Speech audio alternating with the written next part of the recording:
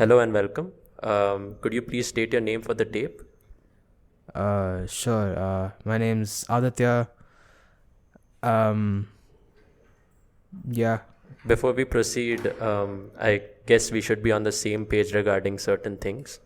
First of all, this tape will be broadcasted for educational purposes. Um, Right. yeah.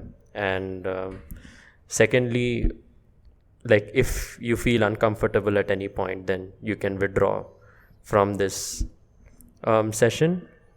Mm-hmm. And I guess with that, we can just proceed. Yeah. That sounds good. I don't even know where I have an addiction.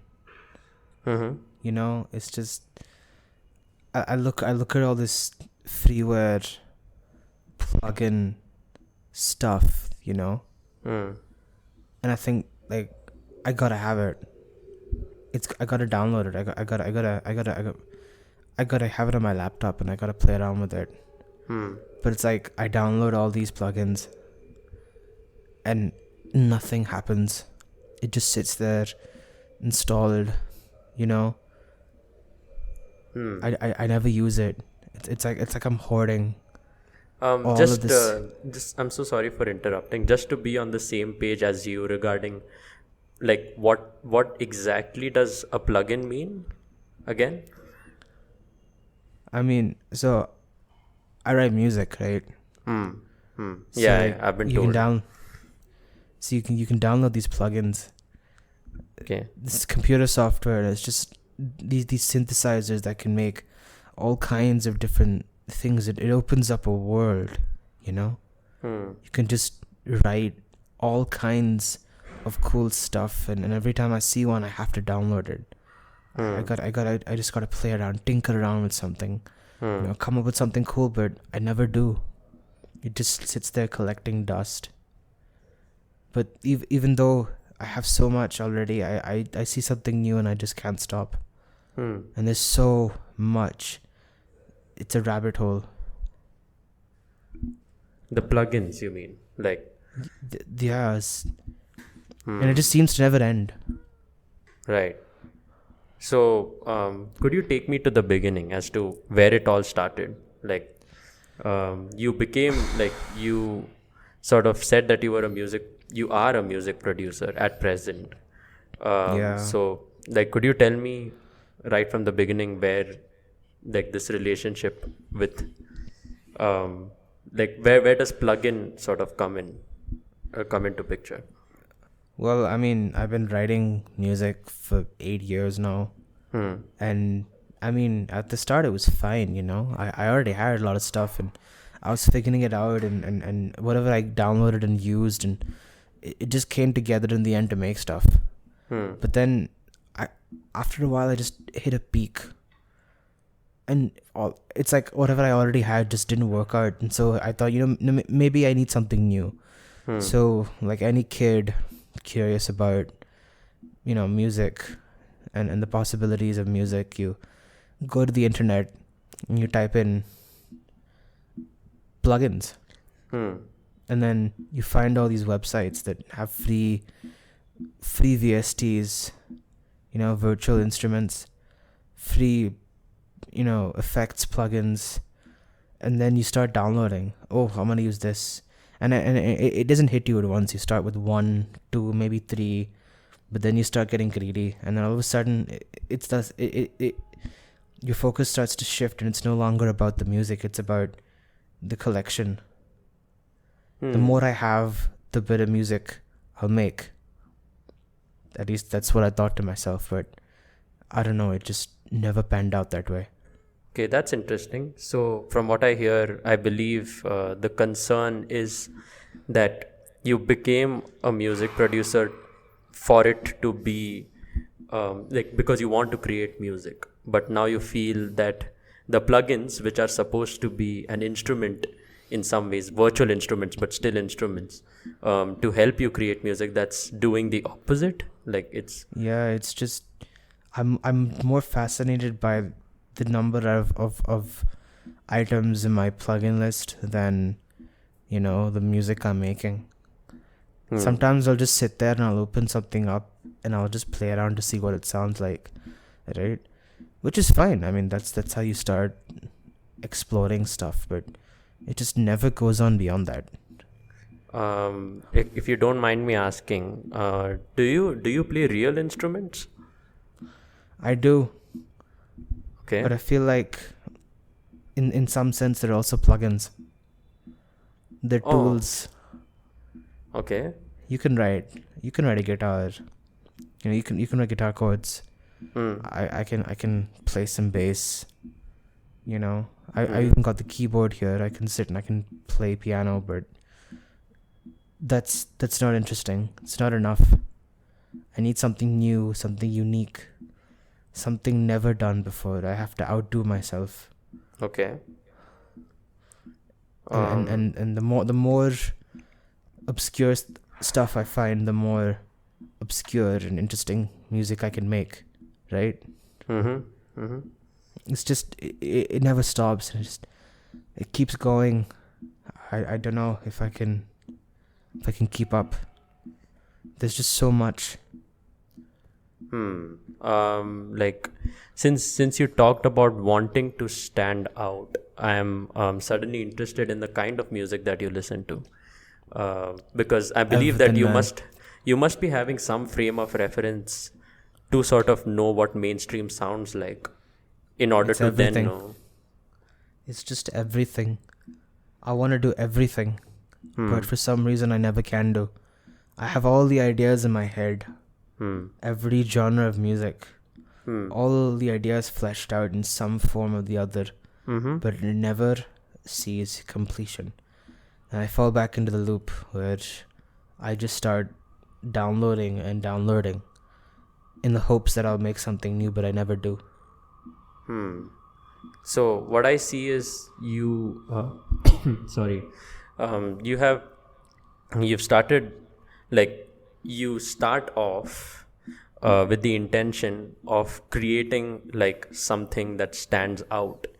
You believe that there will like sort of be a virtual instrument or a plugin, which sort of sounds unique, and you can take it from there and like sort of mold it and make it into something that like sounds unique and special in its sort of own way.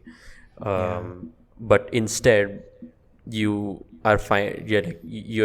You feel that the plugins are being your master. Like, an instrument at the end of the day is something that should help you um, figure out the music, like make the music in your head a reality. But here, instead of the instrument being an instrument, it's becoming the master, and like you are being the instrument in some ways, because like you feel like you are sort of completely, like, your agency, instead of increasing, which is what an instrument is supposed to do, your agency is reducing. Yeah, and I just feel like I'm becoming a slave to this Mm. greed, of I want more. More is good. Mm. I kid you not. The other day, I found this website that had, I think, thousands of just free libraries for pianos, guitars, bass guitars, all sorts of things. Even flutes and saxophones and anything under the sun that's a real instrument. You could find that sample packs you can just download, install, and run on a keyboard. That'll just make you sounds. And I just started. And I wanted all of it. I wanted to download everything they had. That's And yeah. No, sorry. Carry on. Carry on. yeah, and it just, before I know it, before I knew it, I had like gigabytes of just useless stuff on my computer. Oh, And I okay. never used any of it. I haven't touched any of it. I mean, genuinely, like the way, like the sheer amount of variety that the internet can now provide, which is probably the primary difference between musicians of the present as opposed to those who were probably born and were musicians in the pre-internet era. that the internet just expands your options. Like, I mean, in Yeah, some it sense, just at least from human comprehension, it would be infinity, it's in like just a very real sense. the possibilities are infinite, but at the same time, you're spoiled for choice. Yeah. And I just find myself with no clear direction, you know. Mm-hmm. I can make whatever I want to make, but what do I make? Yeah. Sounds like a classic case of choice paralysis, where And it like, just hurts. You mm, know, I think one day I found the plugin that'll help me, you know. mm, Maybe it's a sampler plugin. I can record my own sounds, put it into this cool gizmo that remixes it for me and spits out ideas. I thought it would genuinely help, but no, I mm, ended up in the same position I was before I downloaded whatever it was, you know. And then mm. like you mentioned, I tried I tried instruments. I tried playing the guitar. I tried playing the bass. I tried recording everything. But no, Hmm. it seems in my pursuit to just be unique, nothing's getting done.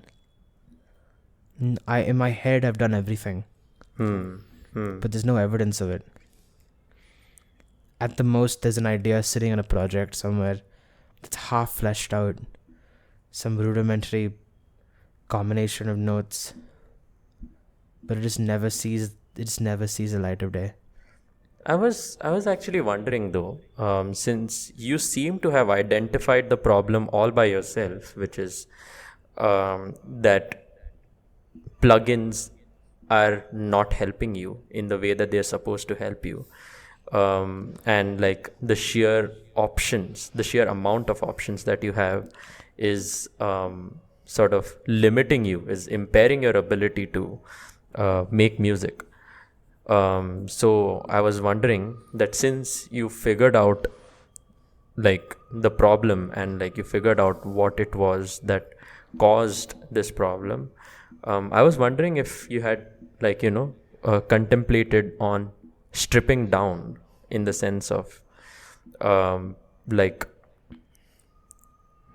removing the sort of middle men sorry I mean like removing layers between you and the final process of making music, and trying to like reduce it as much as possible, like trying to experience music in its most raw form, that is like something like just you and the guitar. So whatever comes I in your tried. mind, just directly you play it on the guitar. There's no customizations, no plugins, no options. It's like you are not spoiled for choice. You I, All you have with you is a guitar and the music in your mind, and the only way that you can bring the music out is through the guitar.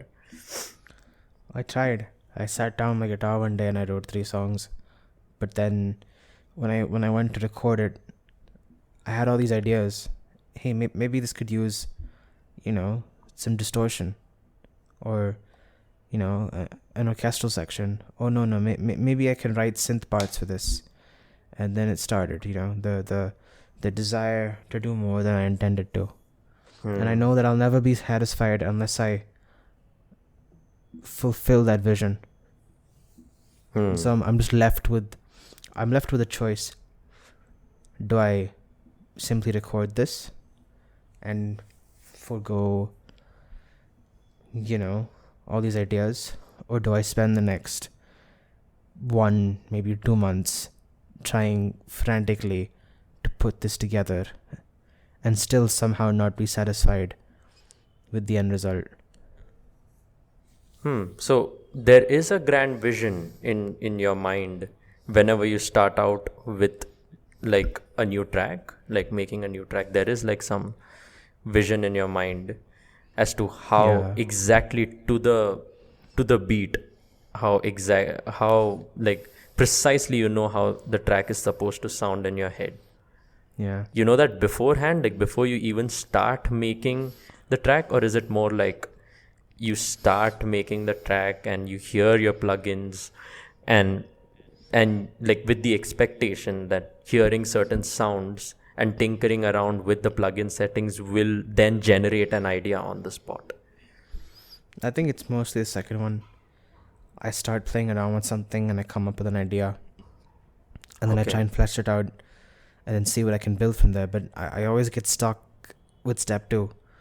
I come up with the idea, I come up with, maybe it's a loop of something, and again, I've used a cool plugin.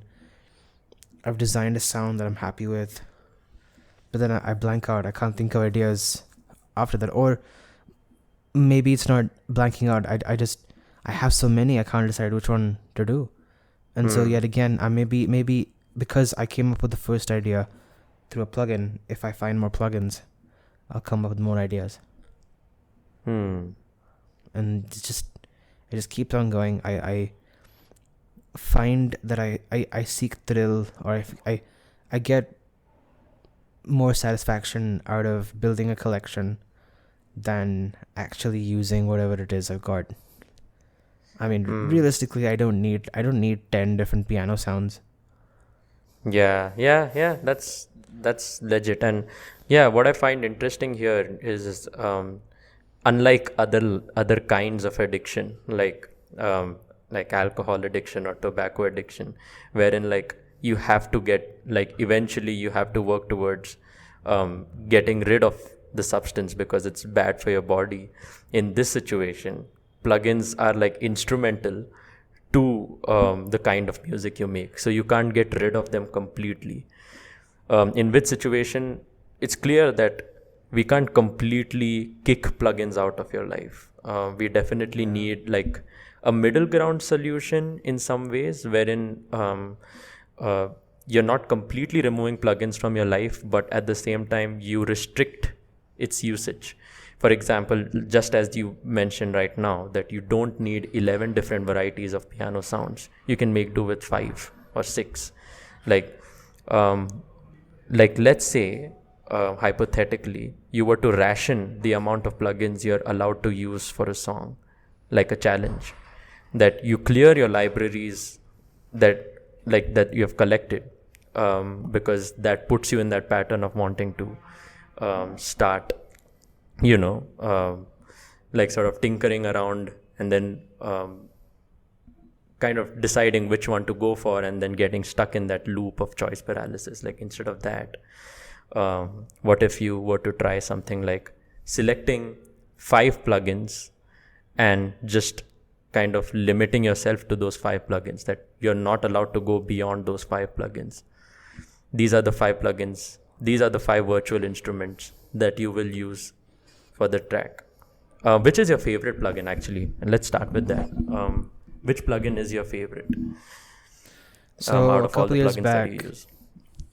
couple years back, I got this, I guess, synthesizer called Silent, which is a popular one. It's used a lot in EDM, and it's got like its own sound library of like 2,500 preset sounds. But I think over time, though I initially used a couple of these presets, nowadays I've just been making my own stuff, and I know the plugin kind of in and out for the most part. I know how to use each of the features, so it's just easy to whip up something if I need to. But then again, it's less about the plugin itself and more about what can I do with it. I know how to operate it. I'm out of ideas on how to use it. So that's when it starts, right? I started looking for plugins that naturally have pathways to cool ideas that I sort of built. So you're saying Silent does not? It does, but I stay away from the preset sounds because I don't know, part of me thinks it's cheating.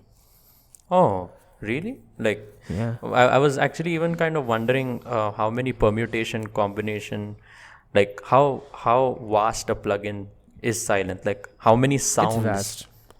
You can make anything you want. It's got 4 individual oscillators, which means 4 individual sound generators that can be molded. The molding functionality is not, I wouldn't say, the most advanced, but it allows you to make a lot of different stuff. And I've made a lot of different stuff, but it's less about what the plugin can do and more about I'm stuck with what to do with it. And you'd think that listening to different kinds of music would help, but I don't know, it's just not translated into, ideas. I feel like I'm stuck somewhere, and I'm trying. I've actually been making a little bit more of an effort to listen to different kind of stuff. I already do, but yeah, it just seems like I'm stuck. Don't get me wrong. Like I said, the plugin on its own is fantastic, and I have similar plugins as well that I use to write stuff. I've got another similar kind of plugin that I can write stuff with, but it's about ideas. And at the end of the day, if it's messing around with a plugin and accidents that create cool stuff, then I just naturally end up in this thought cycle of, oh, maybe if I download something wacky and mess around with it, I'll come up with something new. Wow. But then it's a hit or miss. Yeah. Sometimes it works, sometimes it doesn't. But when it doesn't, it's frustrating. Yeah, I see the conundrum here. Like, on the one hand, this very approach to music, which is I'll just tinker around and I will accidentally discover something cool, and then I'll be like, oh, that's cool, and then pursue that line of sort of musical inquiry. That seems to be even considered very like cool in the industry, I'm guessing. But Yeah. this is also enabling your addiction, because in search of this supposed accident, and like the internet being like this abyss, this unending abyss of plugins, you're searching for that accident and you just don't arrive anywhere. You just keep going further and further below in search of this miraculous sort of accident, only to sort of get nowhere. But then at the same time, too much structure just kills creativity. If I were to like sort of recommend a structured approach to sort of battle this addiction in some way, then that would in some ways like hamper or impair your creativity, and in some cases might feel suffocating to you, might even take away the fun of this process. So yeah, it's definitely a complicated situation. But I'm curious to know if, I mean, like, since you have, like, for how long have you been producing music? 8 years. Okay, so More, 8 years and I think a couple months now it's been. okay, roughly 8.5 years. Okay. So in 8.5 years of your music production, I'm pretty sure that there must have been some projects which were successful. So I just wanted to know what went right. There's a point in the music writing process where ideas come to you without you having to try too hard. And I think that's when you make the best stuff. Situations where you just try to force things out, you listen to your favorite song, or you listen to something new and you came up with an idea, and then you try to rationalize, you try to figure out, okay, what's the logical next step, or the creative next step. Okay, yeah. How do I want to arrange this? How do I want to put this together? What layers should I have? I think that kills it. And then if you approach music like a math equation, then you might not appreciate it. Yeah. And it's hard not to. I mean, some of the most popular songs in history are the most structured and the most planned. I mean, if it's a creative practice, should you be doing that? Yeah. That like takes us to like a completely different line of inquiry as a music producer. Do you listen to yourself, or do you listen to what appeals to the people that you're making music for the most? And like for some artists, I'm guessing they must have found this sweet balance of making music which balances out their sort of enjoyment and also their knowledge of what their audience wants. And I guess those are the ones who are the most successful in the industry, I guess. And like, I guess at this moment you're trying to find that sweet spot for yourself. Yeah. And it's just frustrating the more I do it. Yeah, but just like on the sort of, since we were talking about you looking into plugins again, like Silent specifically, and you saying that there were some projects that did go right on the days that the ideas would come in. On the days that the ideas would come in naturally, did you use Silent? I did. Yeah. So what was different then? Were you tinkering around too much, or was it like you just somehow intuitively knew what you wanted? I'd say it's a mix of intuition and just a happy string of accidents. That's really all it is. And I feel that's integral to the writing process. But then again, you cannot manufacture accidents, right? Because if you do that, it's not an accident. So, yeah, I mean, I guess just in the end, how do you navigate that? How do you figure out at what point, should I stop overthinking this or stop reasoning, using reason to figure this out, or using logic to figure this out? And at what point should I just let go and wait for accidents to happen?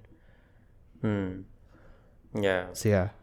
Yeah, that's actually a very good question as to at what point does your intentionality have to like stop, in the sense of you having a vision in mind and you like sort of having a very fixed idea of what you want from your music, how you want it to sound, and every step that you take is in sort of like with the purpose of reaching that goal, as opposed to you not having any image, any sort of pre-existing Direction. idea in your mind, and you just like tinker around with plugins and just see what sounds cool at that moment. Do you have unpublished work? Lots of it. I think 90% of what I make just doesn't get published. Yeah. It's the 10% that somehow makes it through that people see. Yeah. Like, I mean, that seems to be like sort of an unfortunate sort of testament to the fact that Accidents are good. That accidents only take you so far in some ways, because you come up with a cool sounding idea and you work with it for some time, but then you're not able to finish it. Have you been able to finish a fully published track just by relying on this accident, or a string of accidents? Yeah, and it's like it doesn't happen in one go. It takes time, but even though it takes time, it's the ideas come to me in bursts. So I will come up with an idea one day, and then 3 weeks later, the remaining accidents in that string just sort of fall in place, and I can see everything clearly.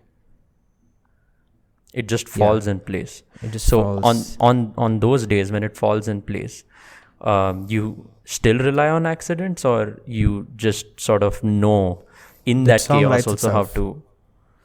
The song writes itself. So it's like you're in like some flow state in some ways that you just don't even... It's a state of mind that you just... So at that time, and then in that flow state, do you find yourself scrolling through plugins, or you just know, or you just stick to like a few plugins that you want and you don't like go ahead? No, I definitely scour for plugins. Even then? Yeah, and oftentimes even that gets frustrating. But when the string of accidents sort of happened, right, I typically find something that works, and then I just put it together. Yeah, it's all very random. All right. I think. I guess if there's anything to take from this, maybe I can try. Yeah, I Just guess anyway, since trying like to let we are also a little no, sorry, go ahead. no Trying to just, let. yeah, just like, trying to let accidents happen a bit more and just embrace it when it happens and let go when it doesn't. Yeah, I guess so too. And since we are a little short on time, like even I would like to sort of summarize, or not exactly summarize, but just briefly sort of look at what we discussed, and like what I also sort of just share some of my opinions with you, which is just that like it seemed to me at least, like correct me if I'm wrong, it seemed to me at least that we did go on like a conversation about how much intention, how much accident, plugins, like doom scrolling through plugins, is it helping you, or is it sort of limiting your progress? And I guess what I could gather from what we just discussed is, as much as this countless this seemingly limitless scrolling for plugins is impairing your process, there are some few days when you have this clarity and you're just able to work with the chaos, and on those days, being in this plugins rabbit hole, so to speak, as you only put it, that does not hinder you in the same way that it hinders you in other ways, in which case maybe the like being in the plugin rabbit hole is not like the sole problem here. It may be one of the problems, but like since you have also tried the opposite, which is stripping down and just trying to be very minimalistic with it, but like that has also not helped you, and like that has also not been very helpful, but like there are just days when you just know, as you mentioned, the song writes itself, in which case like you sort of are not impaired even by the seemingly infinite number of plugins that are available. So it kind of just seems to be like a desirable state of mind that you need to access more, somehow find ways of accessing more, which I think through future interactions we could like get an idea of. What do you think? Yeah, I guess so. What do you sort of take away from our interaction? Just one few sentences before we close. No, that I think, yeah, you're right. It's about a mindset and, just relying on the moments when I do have, that inspiration, that inclination towards an accident, and not getting so frustrated over the times I don't. Because I guess if anything is evidence, it's the fact that 10%, even though it is only 10%, is still getting published in some form or the other. Yeah. That in and of itself is something to be proud of. That I believe that 10% is also like in proportion to the amount of things you try out, maybe 10% might sound like very small, but in terms of absolute numbers, you still put out a lot of tracks. So that is something to definitely congratulate yourself for. And I guess like a bit of reflection is in order as to what went right with those 10% of the tracks. So I guess that's something that like we can sort of conclude with, in the sense that we can think about even outside of this session. And thank you so much for sort of sharing and opening up and agreeing to be a part of this. Yeah, thanks so much for the help. Thank you so much for making it to the end of this episode. As you can notice, it's just me, and Adithya is not here because this recording was done in post. Because there's an important disclaimer that I needed to give, since what you heard there was a mock therapy session. Just know that this was what I just said, a mock therapy session, which means that it is not to be used as educational material for any actual therapy instruction. We just thought that it would be a unique format to bring to light some actual struggles that music producers face, and we hope that you took something from it. Thank you so much for sticking with us, and see you in the next episode.